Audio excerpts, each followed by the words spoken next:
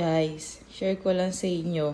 Tignan nyo yung kinain ni Mickey. Ayan, yung sabon ko sa CR.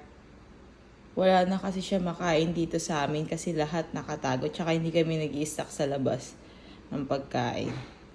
Yung sa kasama ko naman, papaya soap, kinain din niya. Ang hilig niya sa sabon. Siguro ano yun, napaka-hygienic nung daga na yun. Grabe. So, ayan. Tanong ko lang guys, eto bang sabon pag hinugasan ko, pwede pa rin? Tingnan nyo, kabago-bago lang. Ay, sayang. Kaya nilagay ko na sa lalagyanan ng sabunan yung sabon ko. Hindi niya na mangangat-ngat. Ayan.